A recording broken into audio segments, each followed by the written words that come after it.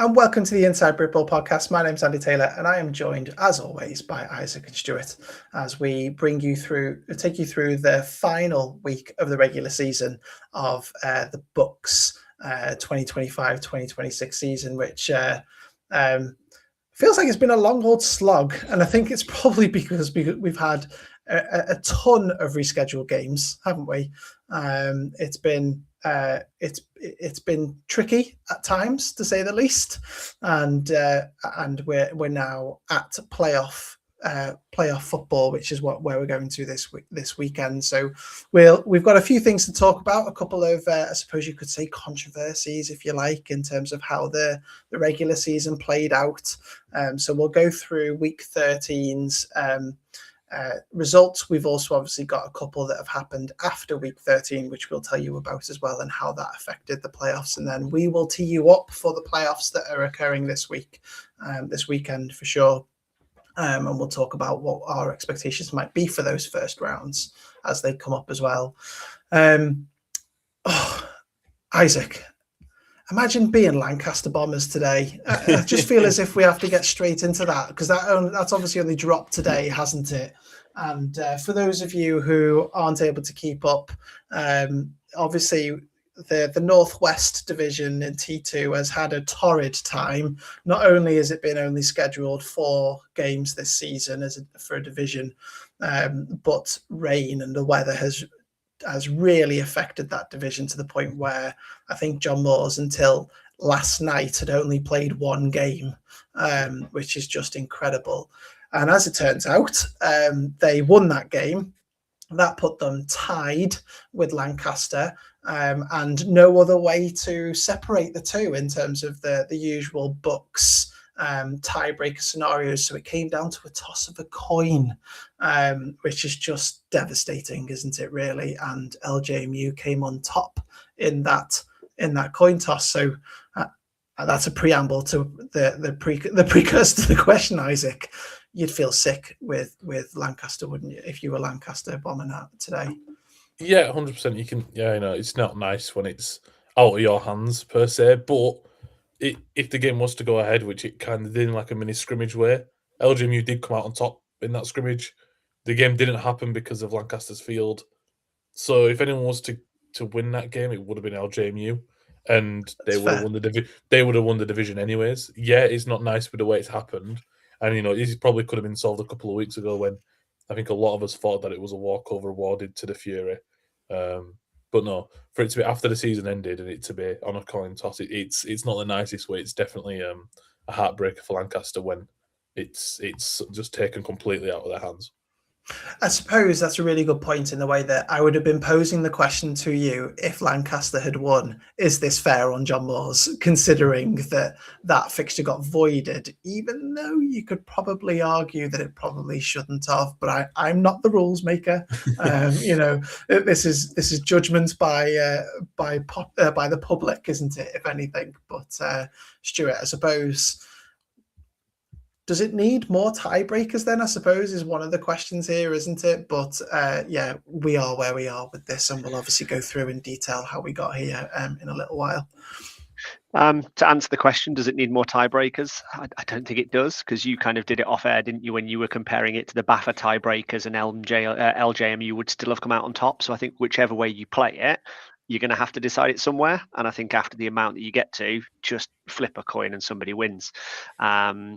I think that Lancaster still host their playoff game.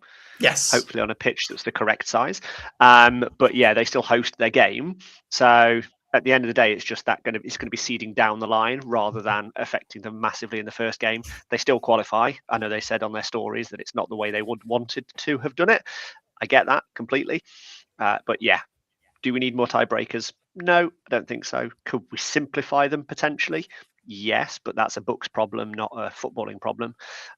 Just take care of your own business and win football matches, and tiebreakers don't really come into it. Tell us in the chat, is it fair to separate 2 teams based on a coin toss? We want to know what your thoughts are. And on just to add on that, the more tiebreakers thing, is it not time to then reform Tier 2 and to make it just massive, just a 14-team Tier 2 and just have 7 games and just have, just as play as much football as possible rather than, LGMU should have played 4 games and they've had to just played 2. Like, that ain't helping LJMU or the sport all, really. You had four in the Northwest. You had Yeah. 6 scheduled in the Northeast And there's 6 less scheduled teams. in the Midlands, and there's less teams in the Northeast. And even then, as you rightly know, 8 of them didn't happen. Or it might have been 4. But like Hull have technically played 6, but them 2 of them are walkovers to York St John anyways. So they've only played 4 games. That's not enough football, really. When you're a student and a lot of universities now, especially at tier 2 level, are charging a lot of money to play contact sports for insurance and the kit and everything like that. Just playing for 2 games, I think it's how people start to quickly fall out of playing the sport and not really being involved in it. Yeah, and NJ Coates on Instagram has commented saying, has Uni League been spread too far with 4 levels? So Senior League have looked at condensing Premiership and Division 1, maybe limit the amount of teams in the league.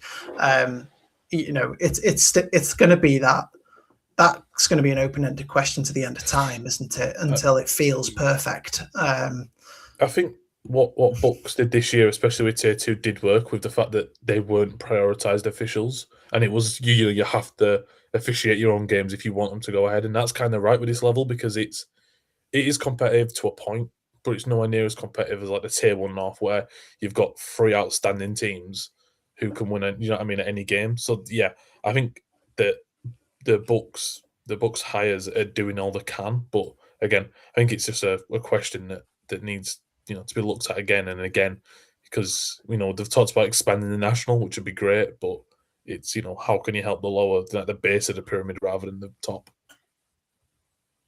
Yeah, it's a rhetorical question in a sense, isn't it? It's open-ended. Yeah. It's going to be debated for a long time. But I think now we've seen it for a number of years, haven't we? Certainly the Northeast, I remember specifically being an absolute nightmare last year as well, wasn't it? And I think I remember, wasn't it York that we didn't see till like February or something stupid like that as well? Yeah, there was supposed to play us like twice in the first 3 weeks, and then we folded. So it meant that no one played, and it's even the same the year before when I think we had like 3 games called off and had to be rearranged and stuff like that. Yeah, 100%. So challenging nonetheless. So yeah, keep your comments coming in the chat. Let us know your thoughts on the end of the Northwest and how it finished and the tiebreakers there, because I'm sure there'll be some person from BUCS listening to get your thoughts from the community as well. We have results to go through from week 13, and then we've got the brackets. So we've got 2 that we know that are confirmed because they're published on BUCS Play, so we can happily say, yeah, you don't need to worry about Andy's maths. It's there for you. Tanya's done it for you. But the other 3, you might just have to suck it and take it as my projections and see where we are. But I think the only way I can go wrong is if I've applied the wrong rules. So we will see, which is obviously a dramatic problem, but we will see. We'll put a disclaimer when we get to it. Do not book your coaches based on my maths for sure. But anyway, let's get into it. We've got plenty to get into. Like we said last time, we're still working off a new software, so apologies for our Instagram watchers. We will try our best to keep it as viewer friendly for you, and we'll make sure that we keep our listeners included as we go through graphics as well. But Stuart produces these beautiful graphics every week. We might as well use them. So let's have a little look. Let's go straight to Prem. We had the round off of the Prem National. And obviously this week, we were concerned about who would be number 1 seed and who would be the 2 and the 3. And then also who would be potentially playing in that yo-yo play-in, play-off game. And what we had in the end was interesting, wasn't it? But maybe the results not surprising, but the scores might have been. Isaac, do you want to take this first? Yeah, I think that the Durham Nottingham Gold game was definitely a surprise result. Maybe not with how the game went, but definitely the margin between the 2 sides. A 63-7 victory for the Saints. I don't know about last week if you guys spoke about their injury to the Gold QB. he's out now for the rest of the year. I think they took a lot of green players up to the northeast to play in that game because they kind of saw that as a, it's going to be hard for us to move up. It's going to be hard. Do you know what I mean? We're happy where they are. But if we know Nottingham Gold like we have done, they'll still compete when they have to go to the semi-final, and they will have to travel down to Bristol. But again, I think it just shows the strength that Durham has. They've recruited really well. They've got a lot of really good scholars, not scholars who are just names, but scholars who are really talented at the same time. And that's twice now in the same season where they've put massive points on the Gold, which, apart from UWE, has been quite unheard of up for the last 3 or 4 years. So I think we can say that Durham are rightful champions, only losing one game, and it was a game where it was horrendous weather. They've had to travel 7+ hours. I think you can give them like a hall pass for that one, but definitely I think that they are deserved winners, and I think it's a surprise to everybody because I don't think anyone coming to this year would have put the Durham Saints as winning it all. Never mind beating UWE and Gold the way they have done. I've just got to kick back on something because the thing that stuck out to me was the 63. Mm-hmm. I've been in the sport for, certainly since about 2014-15. I can't remember the last time a Jason Scott defense had 63 points scored on it. Yeah. That's the most shocking part to me. I'm really, really surprised at the fact that, Durham deserve it 100%, but I was really surprised by the fact that there was 63 points scored on Nottingham Gold this weekend. It'd be interesting to see the squad they put out more than anything else. I know, I know Oscar played, for example, who never plays for the Golds, but he got a cameo appearance against Durham. And I think a lot of other Greens did, and I think it was more of a thing of, our QB's injured. Let's just make sure we get through the rest of this game healthy and we can focus on the playoffs. Again, that doesn't excuse the 63 points because that is unheard of, and now it really makes their points allowed look quite alarming compared to the 1 and 2 seeds where it was quite close up until about 2 weeks ago. But no, I think we've seen this quite happen like the last 2 weeks, haven't we? Conceding 26 to UWE. Game before to Durham, they conceded 42, was it 38? So it's been coming. I think Durham were just too good that day. They're on fire, weren't they? Stuart, you were about to jump in. Yeah, I think in your opening salvo, you kind of said we were more concerned about the yo-yo game. I think for me, having sort of heard about, I didn't see it, but having heard about the severity of that injury to the quarterback, my concern would have been how many points Nottingham were able to put up. And it's just such a shame that the defence, we assume, has conceded most of those points. We don't know how many came off sort of turnovers or anything like that, or special teams. But yeah, as you say, 63 points. I think it was 40-something at half-time. So again, in the rolling clock second half, they still managed to score 20-odd points. So yeah, 40 points in the first half. That's having conceded that many points in some games I've coached about 10 years ago when I was at Worcester. That's disappointing to say the least. And I can assure you that they will probably be looking internally now for the playoff games to go, okay, how do we hold our heads up, go again, and look to not concede that amount of points in the semi-final. Mm-hmm. And you touched upon it then. We also had the it's a relegation battle, but obviously we know that there's another game to play. So we obviously had Leeds Beckett hosting Loughborough, and it was close at one point, wasn't it? I think I remember seeing 7-6, I'm going to say, because my son's being annoying me with the other way of saying that. Yes. So I saw a meme the other day, which was those kids now were saying 6-7, and back in my day, I was doing the DX suck it. So yeah, a bit of a difference. Oh, Isaac, don't do it. Isaac. So anyway, moving on quickly. So yeah, Loughborough won 27-12. Yeah, 27-12. Loughborough won over Leeds Beckett in the end, and that obviously puts Loughborough in that playoff promotion game that will happen after the playoffs and Touchdown Tuesday, won't it? So not surprised, I suppose. It ended up being still relatively close, but you know, Loughborough did the job, didn't they, to make sure that there was no questions asked at the end of it all. Any comments from you guys? Just to be fair, Leeds put on a bit of a show. I can't remember whether it was like their Old Boys Day or sort of homecoming day or something like that, but they did a lot of publication about it and sort of made it a bit more of an event than kind of shying away from the fact that it could put them in that relegation game. They approached us and offered out, attendance and sideline. So we appreciate that. We appreciate teams reaching out to us. We've had quite a few in the last few weeks, reaching out saying, "Are you going to be here? Can you do this? Can you do that?" Or sending us information and bits and bobs. So we appreciate that. It was great to see that they weren't sort of hiding away from it. Their program has been through the ringer over the last sort of 2 years, and it's great to see the positivity coming out of it rather than sort of the negative aspect or just almost putting your head in the sand and not doing anything about it. So it will just be interesting to see now, based on some of the writers' poll predictions and discussions we've had, how they compete against the Prem North or Prem South team in that yo-yo game, if/when it is played. Yeah. Alex asked in the chat, can you show the Div 2 playoffs? Yes, in due course. We will get there very soon. Don't you worry, Alex.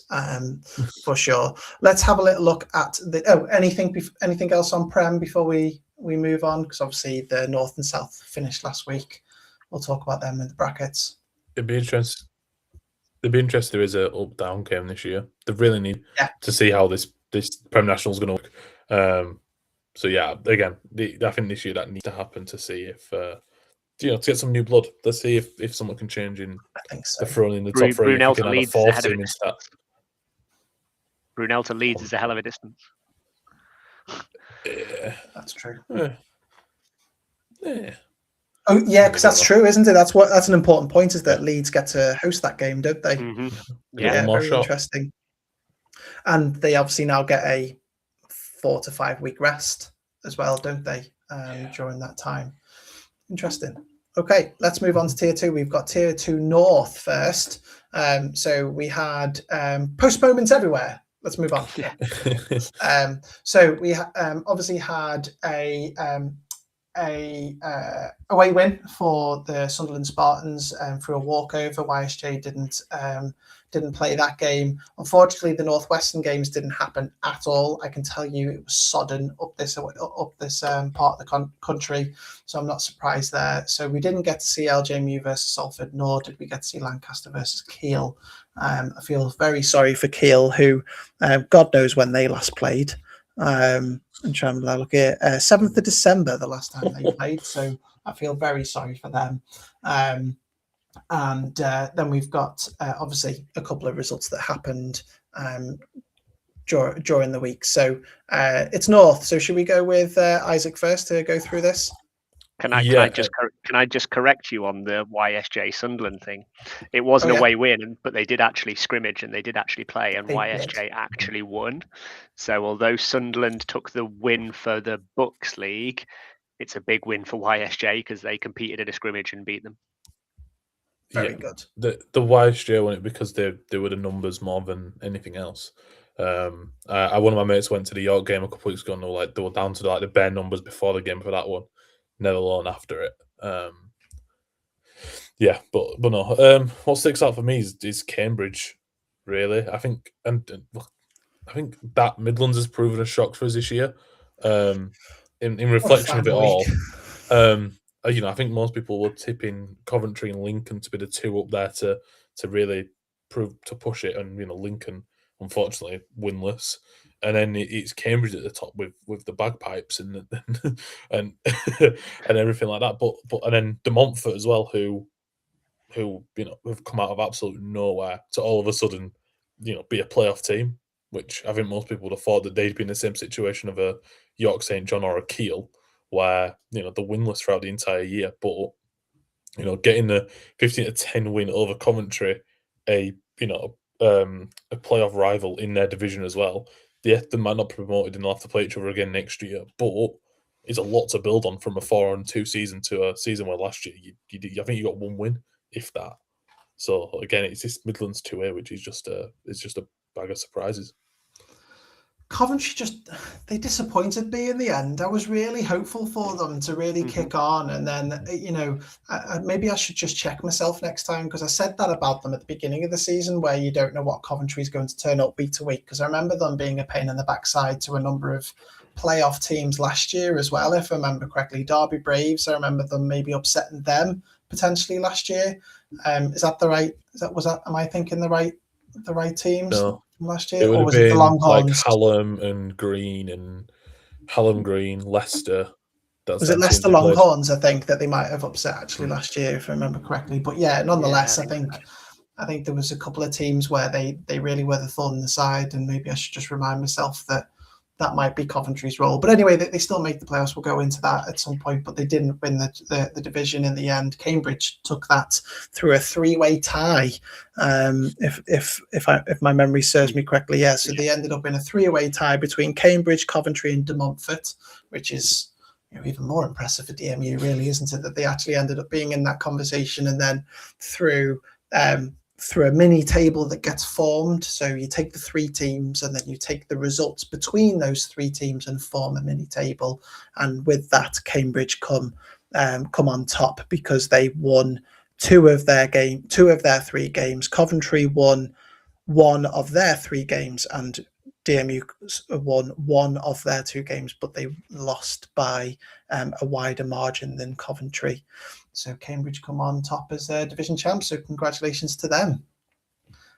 Anything more to go over before we move on to the south?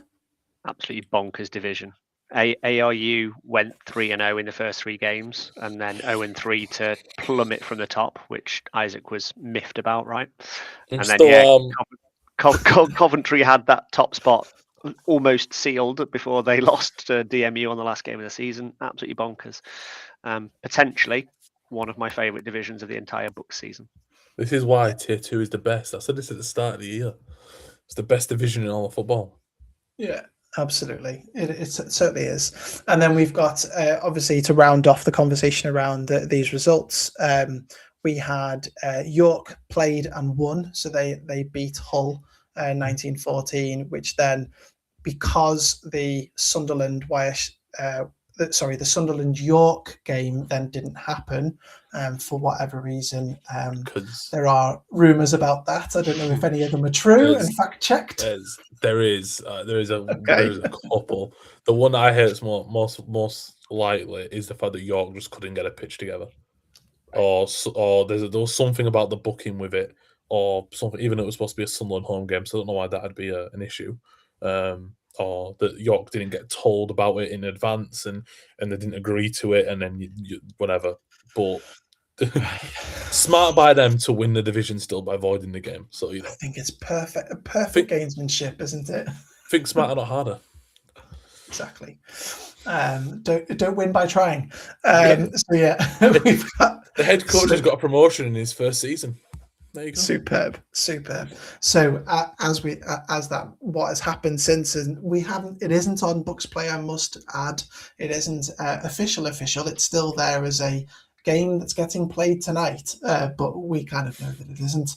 And so should that officially become voided, that obviously then means that York are division champs, because they will have won 3. They would have gone undefeated in their 5 games. That even though they only played 4 of them. Well, it'll be out of 6, and they'll have played 4 of them. So congratulations to them once that becomes official, and then we'll go over the brackets in a little second. Let's have a little look south. There we go. Here's the south as well. So we had a few more games in this part of the world. We didn't get Surrey versus RHU. Surrey ended up being home walkover wins there. And we didn't get City St George Wolfpack over Essex, who got an away walkover win there as well. But Stuart, there's a result at the top of that fixture that stands out to me. Yeah, top and bottom bookend this entire graphic. So I'm gonna take this pill and swallow it and talk about it. Gloucester beating Swansea, who had that on their game card? Did anybody pick it in last person standing? We'll come on to it later. just wow, fair play to Gloucester. And it's not very often an ex-Worcester guy says that. Really upset the apple cart, really sort of wanted their potential playoff credentials. We'll come on to that in a bit. And do that a real big sort of boost. They kept Swansea to a goose egg and scored 27 points while doing it. So fair play to them. And then I mentioned the score at the bottom. Depth Chart Sports travelled down to QMBL as well and covered that game sort of really, really well and allowed us all to watch it who were stuck in work or stuck a long way away and couldn't get to it with family. And a close nail-biting affair, which Quimble. I've been told by QMBL that I can call him Quimble, so I'm going to say Quimble. I've just seen an account join us on Instagram, which is spelt Quimble alumni. So I'm still going to call them Quimble. There you go. I can't remember whether it was them or the actual account that said we have permission to call them Quimble. So we might flick between. Anyway. We can talk about them because they took the win over Imperial 8-7 and propelled themselves to the top of that division and took the crown.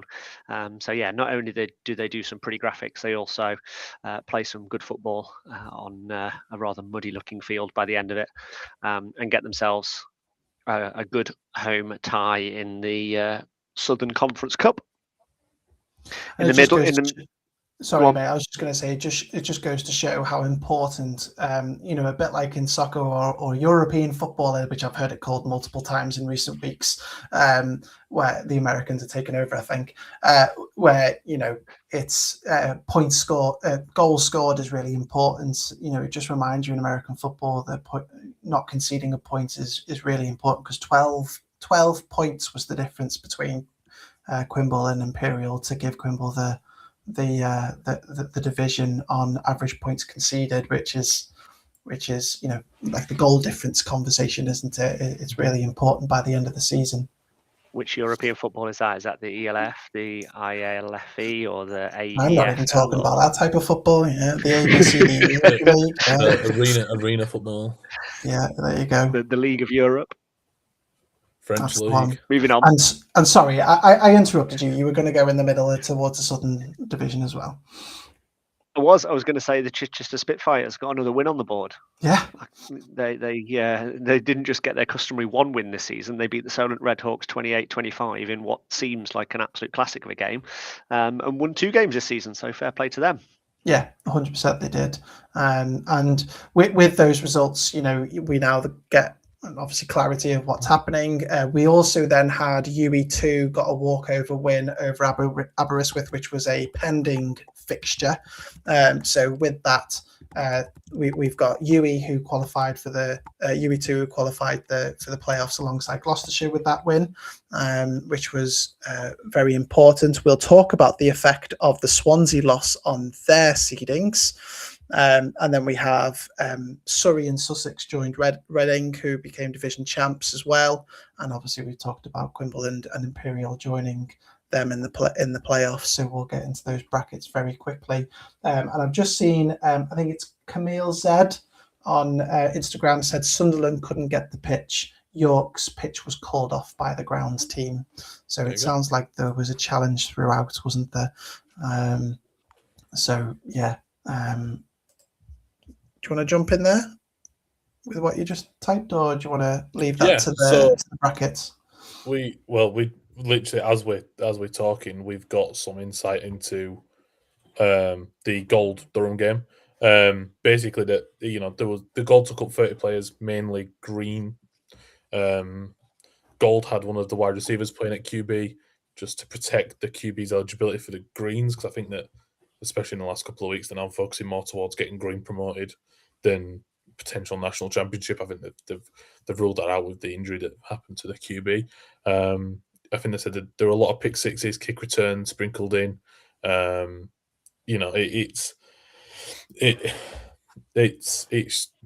shows like the difference between top of tier 1 and the top of the national. If there's that many lads who have been playing so well in the Midlands division in tier 1, all of a sudden going to the national, it's going to be a massive difference, especially with the amount that there was, and also playing a wide receiver completely out of position. when they've probably never played QE before. That also doesn't help anyone. When does that ever go well? In theory, it sounds amazing, doesn't it? Give the fastest guy on the pitch the ball in hand, every single one, but it very rarely goes well. I did laugh and joke. I did laugh and joke with someone that they should have copied what the Nottingham Caesars did and go to double wing. Yeah, it would have been interesting. I think the result would have probably been the same, but it would have been. But no, I think it's just a thing of they wanted a lot of the green lads who might be leaving this year to get them time playing for Gold one last time, but also just to get them ready for what their playoff push will be at the end of the season. Yeah, 100%, totally. Yeah, brilliant stuff. Great insight. Thank you for the messages there. We often get Nottingham messages, don't we? Which is really helpful from our insider, who's ever present at those games, who doesn't like to be named, so we don't name him, but we forever appreciate his insight. You know who you are. So let's have a little look at the playoff brackets. So we've got Prem National, which is not confirmed, but we all know what it is. That's probably the easiest bracket to confirm. And then we've obviously got the Prem North and South, which was confirmed, which is that the Vars? Sorry, I always forget the names. Yeah, Vars. That was confirmed last week. Then we've got the Trophy, which is obviously Tier 1. That was confirmed last week. And then we're waiting. Probably by the time we've stopped tonight, it will get published. And the Tier 2, which is the Conference Cups, will be confirmed either later tonight or early tomorrow. We'll let BUCS do that. We can see the BUCS players getting updated live, can't we, at the moment, because there's little bits being added to it, people finishing on 8.2 and 4.1 and so on. So I'm sure that's to try and fudge BUCS play to work out the brackets properly. So yeah, let's have a little look and we can talk about it, because obviously there's some games coming up in the not so distant future as well. So let's have a look at the National Championship. Hasn't changed. Do any of our opinions changed based on what we're seeing? We've obviously got Durham versus Loughborough. There's probably only one way that's going to go. But does your opinion now change of what's happening with in the Nottingham Gold UE game now? No, I think it'll be a repeat of what happened 2 weeks ago. With UE comfortably winning that one. Like I said, I think they're focusing more on greens than they are gold. So I think that'll be pretty much a UE Durham final. Because Loughborough will just be happy to be there and not having to fight for their place in the national anymore. And it's at Durham as well, isn't it? Oh yeah, yeah, bit of a travel. And Stuart, that's in 2 weeks, isn't it? So that's not this week; it's the week after, where we have those semi-finals, and obviously we have Touchdown Tuesday. That would be the week after, wouldn't it? Well, a weekend and a bit after. Yeah, I think that's the maths. I don't know. To be honest, I'm just looking forward to finishing this week on the travels, and then I get to actually figure out my own life, let alone football. I was just looking at the matchups between UE and Durham this season. UE beat Durham 28-17. Sorry, playing this forward, if we get what we think we're going to get, UE beat Durham 28-17 in Bristol. And then Durham beat UE 29-6 a few weeks ago in Durham when UE were under strength, I think we should call them. So I have a feeling that this Touchdown Tuesday final, if it's UE Durham, will be more competitive than the one we had 2 or 3 years ago, where I think it finished like 60-something to UE and not a lot to Durham. And that's when Durham were sort of just starting their rise. So I think if we end up with a UE Durham final, like a lot of us are predicting, we may end up with a fairly competitive final, which should be good for everybody at Loughborough at 7 o'clock on March the 24th. And I mean, this is where power rankings would be really helpful, because it'd be able to tell you what a neutral field score might look like. There's hundreds of miles between those venues, so home advantage would absolutely be a thing, wouldn't it, in this sort of situation? But they won't be at home, either of them. Although probably UE feel at home in that area at this point, but not officially. Anyway, maybe an unofficial home for them. So let's have a little look, a brief reminder of what's happening in the Vars. I nearly forgot it again. They come up this weekend. So we've got the quarterfinals of the Vars this weekend. Isaac, we've obviously had a lot of input from you around what we're hearing with these teams, and there's not some great news for some of these teams, is there? Going into this playoff, and it might reshape our thinking for these first round matches. Yeah, I'm heartbroken, if I'm honest. You're not on screen, so people can't see you. Yeah. I want to cry. I am crying. No, but yeah, no. I've seen the cast. Lost for words. Yeah, I've seen the injury. NTU are without the starting QB. Ian got injured after playing a meaningless game in Northumbria. Incredible play to do it on. He scrambled out, leaped over a guy, and then landed and put his hand down. But again, didn't really need to play the game. I think they've lost their starting left tackle. They've lost their number one wide receiver at the same time as well. All from one game that they were the number one spot. Anyways, it didn't really mean anything. And they've lost their three of their best players because of that. So does this bring Portsmouth into the game? Yes. Okay. Massively. Nottingham Trent's defense has been incredible this year. I think we've seen that, especially in the last couple of weeks, that they've been able to shut people down. But definitely, I think Portsmouth, you can't underestimate them. I think that last year they showed that they were good enough to challenge SGS. They were good enough to challenge the likes of the entire South and most of the North as well. So I wouldn't be surprised if Portsmouth do get the win there. Again, Nottingham Trent will have to rely heavily on the defense like they have done for most of the year anyways, up until a couple of weeks ago where they've started then scoring for fun. But definitely this game could go the way of Portsmouth for sure. Yeah, I was talking to a couple of people, and certainly we've obviously got close contacts within Brunel as well, and they're now thinking that Cardiff might be their biggest challenge, which kind of feels right, but it's hard to say that considering what pre-season expectations for Cardiff were. I'm almost dragged back by that pre-season expectation that we thought that they might be struggling in this division, but they've proven that they're tough and they're going to be a challenge for Warwick, aren't they? The only reason why they're not number 2 in the South is, well, obviously the points against were higher as well, but SGS didn't play that last game against Brunel, did they? So I think that speaks a lot more than what it does anything else. That in a regular season game that wasn't played, but definitely with the work that Cardiff done, especially in that game against SGS where they've shocked everybody. You can see Cardiff being a massive threat to Brunel.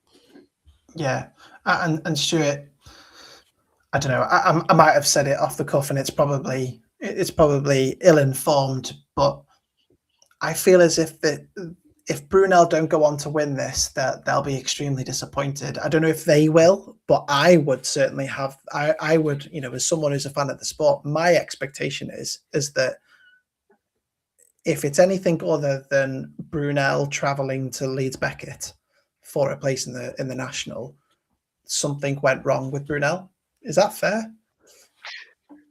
Yeah, I think it is. I think they have been the most consistent good team in the Prem North and South. I say that because Leeds went 0-7 and Exeter went 0-8, so they've been the most consistent poor team.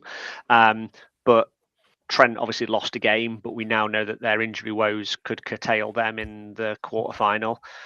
Warwick they'll probably say, "Oh, Stuart, we've been consistent." You have, yes. It's going to be really interesting to see how you perform against Cardiff. That's going to be the sort of the eye-catching tie for me, and I think I said that last week. But yes, I think Brunel will really be kicking themselves in the foot if they go on from this and don't make that yo-yo game. Yeah, they've obviously got. We can't forget that SGS is still a challenge. That SGS game will be the game that didn't happen. So we didn't get that data point, did we? We didn't get that reference to say, can Brunel beat SGS at home? Because they beat them away. But SGS with a bit of prep time and quite a bit of practice during this time. When did we last see SGS? I can see that you're on the spreadsheet. It was a Cardiff loss. They lost to Cardiff. And that was during the wind and rain as well, wasn't it? But I don't want to give them excuses. But do we Do we know why their Brunel game got called, or was it No, I don't. anything? It's because the pitch at Site 5 is grass and it's rubbish and it's horrible. Oh, it's been wet. All right, so it was a pitch thing rather than a one team Yeah. didn't want to play it. I mean, it was. No, I'm sure Brunel would have wanted to play it and kept a goose egg if they could. And I think it was 20-6 in the previous game. Did I just see? Yeah. 20-6 to Brunel. So, they didn't exactly run away with it like they have done in other games. So I think, SGS would have wanted to have played that game as much as Brunel did. It just, got curtailed because the Site 5 pitch is not the best. And I can say that because it's one I've actually been to. It's convenient, though. Granted, right? No, it really is. Would you have rather gone to find another pitch to try and get it played on? Is there probably another pitch somewhere around Brunel? Yeah, almost certainly. But nice rest, I would say. If your groundsmen say it's not playable and you don't really want to play it, then call it off. Yeah, no, I'm being slightly facetious, but it's still. I think it worked out. I think it worked out in the end for both. But we may get to see that tie in a few weeks. They do have SGS have the challenge of hosting Northumbria, and Brunel have the challenge of hosting Newcastle. That is plenty of miles travelled for both those teams that are travelling south. So best of luck with your travels. Stay safe, and we'll look forward to seeing what those results come out as. Just a quick one, Andy, for the eagle-eyed viewers that might be looking at the graphics.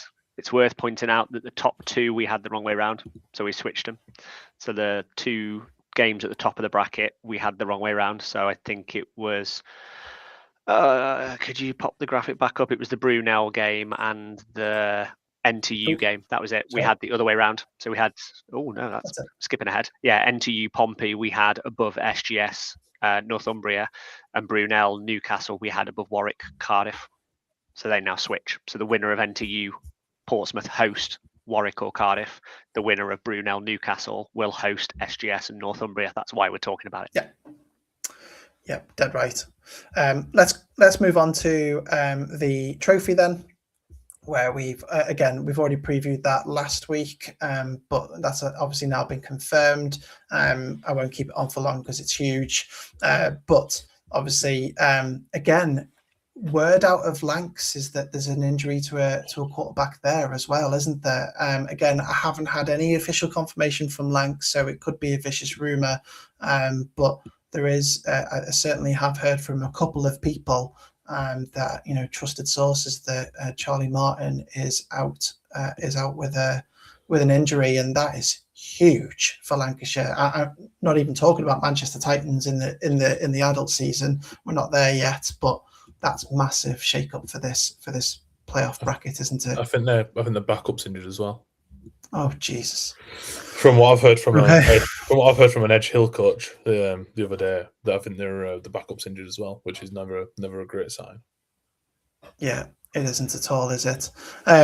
So let me pull that back up. I've just taken that down a little bit too early, just because it doesn't work on Instagram. Basically, you can hardly hear half it. Apologies, guys. It's this new software, but they've seen MMU Eagles. They'll know what to expect. Can they pull together an offense without those quarterbacks? I trust Sam Bloomfield and co to be able to do that. But that's going to be that's a very different challenge for them, isn't it? Now, these all happen this weekend as well, don't they? These first round ties. Any particular matchup that you're really looking forward to this weekend? Oh, Manchester Hallam is going to be a great game. Manchester, the only side that scored on Euclid in the regular season. Sheffield Hallam did struggle against the Green. Was the only side that they did struggle against. That's going to be great to see, just to see how them two are, because I think most of them, the rest of the games, you could probably call it maybe not so much the Lancashire one now with the injury. However, their defense is incredible, so you'd expect them just to lean on that incredible D again. But definitely that Hallam Manchester game is one that's going to show how good that Tier 1 really is. And Kent OBU in the South, Stuart, looks like a tasty matchup as well, doesn't it? It really does, yeah. That's the sort of southern tie that's catching my eye. we'll be looking at on Sunday, and when I'm not doing anything, I don't think I've got this weekend off, which is nice. One thing I did actually just notice in that, so I saw the announcement on social media from KCL and then subsequently from Bournemouth, but the KCL head coach parted ways with their team last week or 10 days or so ago. And then subsequently has joined the Bournemouth Bobcats in an advisory role or some sort of coaching consultancy role. How to beat KCL role. Yeah, that's some smart. I saw it come out and I was like, interesting. And now I've just seen that bracket. They play in the next round of the playoffs if both teams are successful. So that's. I'm sure he did it. He did an interview with Depth Chat Sports as well after they went to one of their games a couple of weeks ago. Kingston. Yeah, and I was like, I saw that. I was thinking that's very interesting. Is that the chap who's involved in the Blitz as well, is it? In the London Blitz? Coach, no, I don't know whether he is or not, but moving on. Very good coach looking at the performance on the field by KCL this week, and from talking to a few people, and as Isaac said, listening to him talk after the Kingston game, really impressed, and that's a really big coup for the Bournemouth Bobcats, both from a coaching point of view and looking forward to who they may play. Yeah, 100%. That's potentially huge. So this is going to be really hard, isn't it, to kind of predict and get an idea, because we've already touched upon 3 quarterbacks who were injured. They're the ones that we know about, right? There's big positions being lost across offensive lines, wide receivers. There's now head coaches moving. This feels like college football. I don't know if you follow college football, but it's like Lane Kiffin disappearing. Lane Kiffin going to LSU halfway through the season. And there's an LSU Are we comparing Coach Nana to Lane Kiffin? Is that where we're at? I think so. Why not? He's just as good. Could Lane Kiffin do many division titles, hasn't he? Dream big, kids. Dream big. Yeah, exactly. Hey, who's won more division titles, KCL or Ole Miss? There we go. Moving on. Should we put Alex out his misery and get to this tier 2 bracket? No, let's just wait. So how's the last one standing? Alex, tier 2 North is coming up for you. I'm sure we've been DMing Alex. South first. Yeah, South first. 100%. Right, there we go. Tier 2 North Conference Cup. Yeah, exactly. Conference. You better not turn off after this bracket, Alex. Anyway, rage quit. Yeah, he's already gone. Right, so here we go. And this should say Andy's projected brackets, because that's where the disclaimer has to go, isn't it? So with the coin toss to LJMU in their favour, that swaps Lancaster and LJMU from 4-1.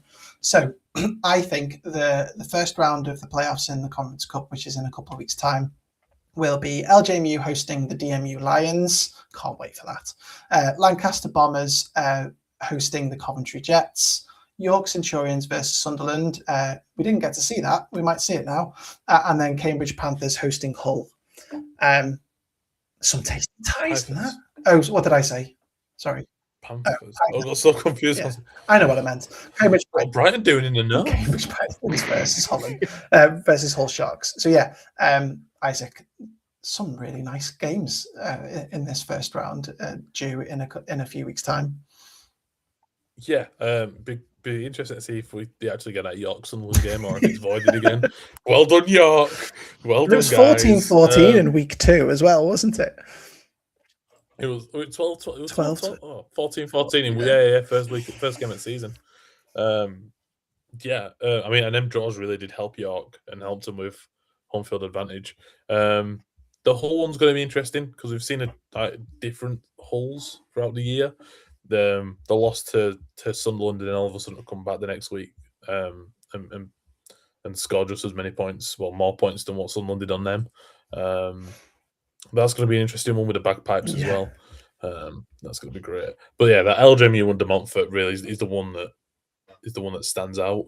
And if De Montfort can carry this run on, this momentum that they're on at the minute is going to be massive for them going to the playoffs. And 2 weeks ago, considering that Lancaster and LGMU have been separated by a coin toss 2 weeks ago, we would have said Lancaster versus Coventry might have been the pick of the game.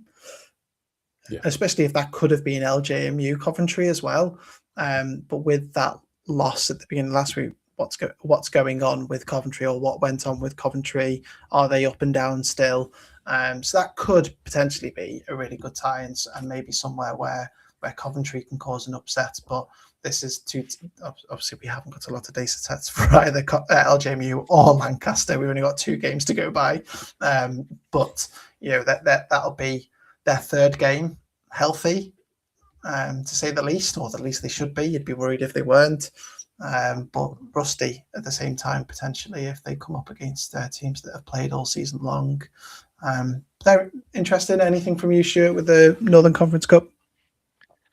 Nope, you've pretty much taken all the words out of my mouth. So I think, just to explain where I got to with that bracket, is that my understanding is, and I could be projecting this out loud and someone pointing at the screen saying, no, you're wrong, Andy. But I think because we had 4 games scheduled for the Northwest, and then we had 6 scheduled for the Northeast and the Midlands, it therefore, when you're comparing them in terms of seeding, you go to average points.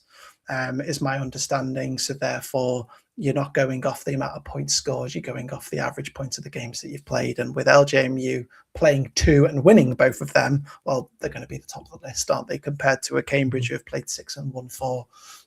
So that's my projections. So come at me if I'm wrong. But I think that's the way it all works out. And then the other tiebreakers happen the exact same way as the others. So Staffordshire miss out on the playoffs, being the 3rd place team in the Northwest. So there we are. Alex, you better stay on for the South. I'll be annoyed if you don't. Let's have a little look at the South. Because again, projection only. Don't hold me to it. Do not book any coaches as a result either. But with the Swansea loss, we saw them go from I think 1st seed all the way down to 3rd seed now with that loss, which is maybe a hard pill to swallow. They'll still be hosting, but their route to the final would be harder, you could argue, now having to go through either Reading or they're on the side of Queen Mary, aren't they? So they've got to go through there as well on the way, which is a bit of a travel for them as well. And I think that was the main change. UE2's win via walkover bumped them up a little bit as well above Gloucestershire. So we had a little bit of a swap there. And Greenwich just miss out as the 9th seed there below Sussex. So the matchups for our listeners are Reading Knights versus Sussex Saxons. We've seen that this year. Imperial hosting UE2s. Queen Mary hosting Gloucestershire, and Swansea hosting Surrey. Stuart, I like quite a lot of these matches. Yeah, so do I.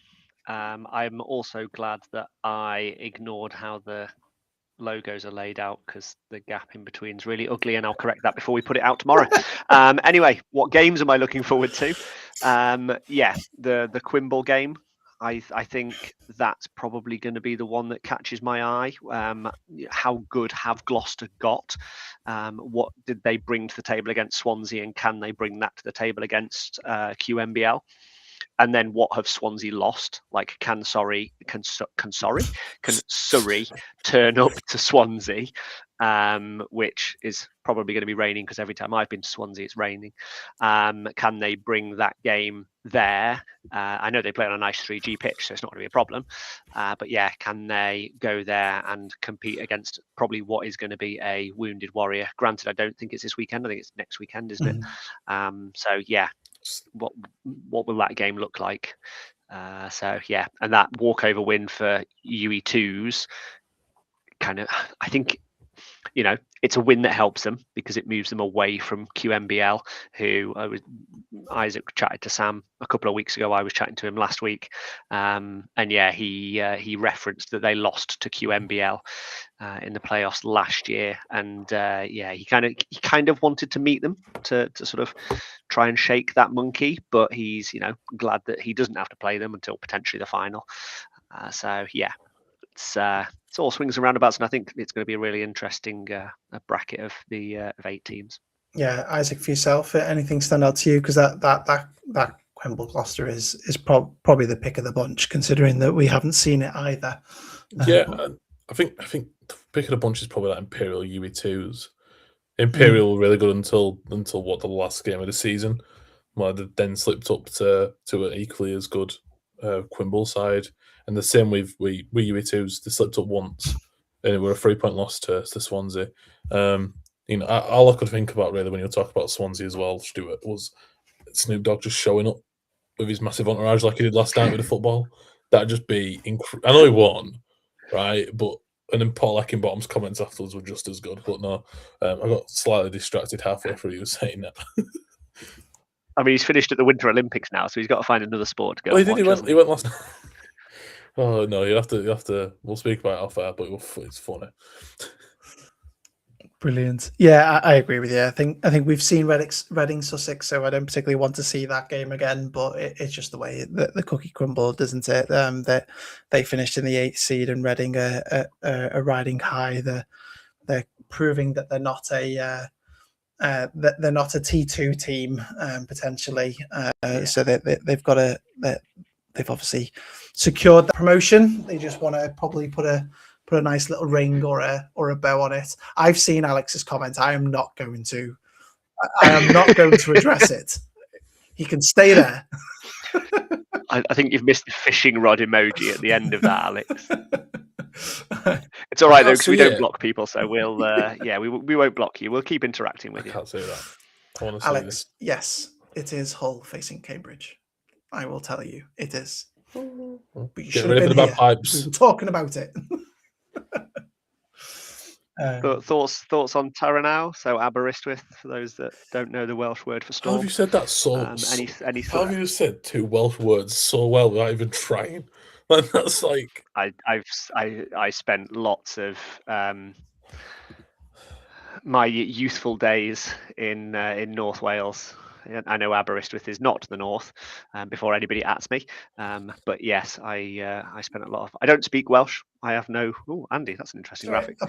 I was going to put one up. Sorry, I was going to put this one up because everybody's asking who have got who in Division 2 South. So I was just rambling on. Yeah, my misspent youth was in North Wales, so that's how I can pronounce kind of Welsh words. Yeah, so there you go. For the people who are asking, quick recap there: Reading, Sussex, Imperial, UE, Quimble, Gloucester, Swansea, Surrey. So yeah, that's our projection. It's not confirmed. I've got to say that once again.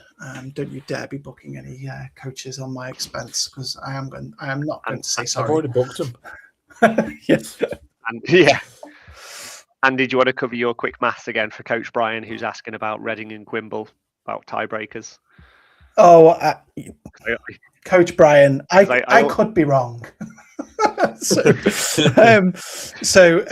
Coach Brian, the reason why I've got it that way is on average points. So yes, you're dead right. They do have the same points, but I've got Reading as on an average point of 2 per game, having won all of their games, and Queen Mary lost one of their games, so their average points was 1.7, which means that Reading pip Quimble on average points. Because you're comparing 3 divisions that have different scheduled games. And that's my reading of the rules and regulations that BUCS provide. So if I've got it wrong, please let me know in 12 hours when the official ones come out. I hope that explains it, Coach. Yeah, that's how I've worked it out anyway. I thought the tiebreaker was points conceded, or am I wrong? It's officially... First up is average points, then it's average points conceded, So yeah, the tiebreaker to start off with in a scenario where you've got a different game scheduled is average points. Then it's points conceded. So that's why I've projected that Reading are in the 1 seed and Queen Mary are in the 2nd seed. So anybody else who's asking who others playing, go back and rewind in a little bit.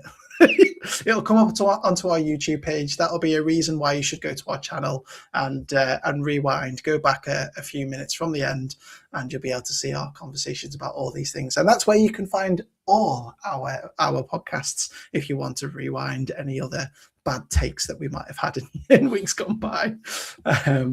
Stuart, bad takes? What are you on about? There's never any of them. Stuart, last man standing before we get out of here. Last person standing. Should we go controversy first? No, we'll just call it through. I think, and I've got to consult everybody on this, we may have lost another player. Okay. So SJ from Depth Chart Sports, I will name and shame you. You put your second application with ignore the last one on and picked Swansea over Gloucester. So it may well be that you end up going out because you put ignore the last one, because you originally picked Surrey versus Royal Holloway. But we'll decide on that. And I'm sure the other 3 contestants will be just as miffed if we let you carry on. So we may well just be down to 3, which is Ben, Alexander and Samuel, or Sam.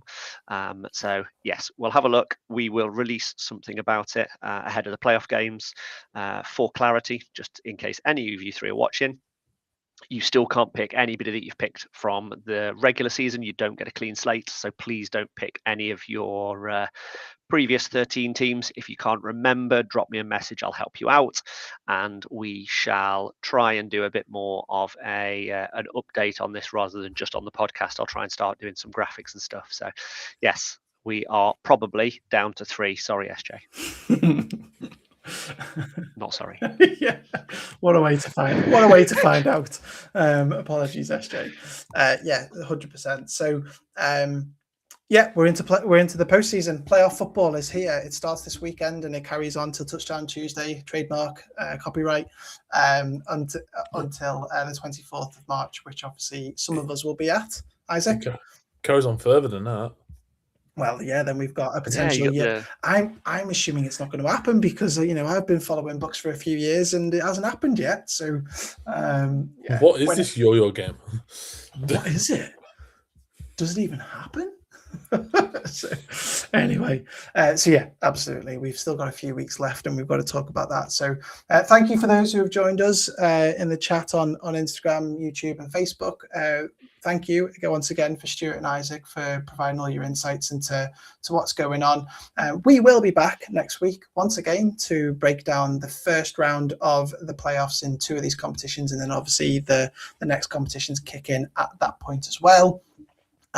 So plenty still to talk about, and I'm sure we can start rolling out some other news as it comes through as well. Head over to our YouTube channel where Isaac will also be doing his BUCS weekend kickoff series, continuing that on as well. And we will be back again next week to keep you up to date. So thank you very much, everybody, for your time, and we'll catch you again next week. Take care.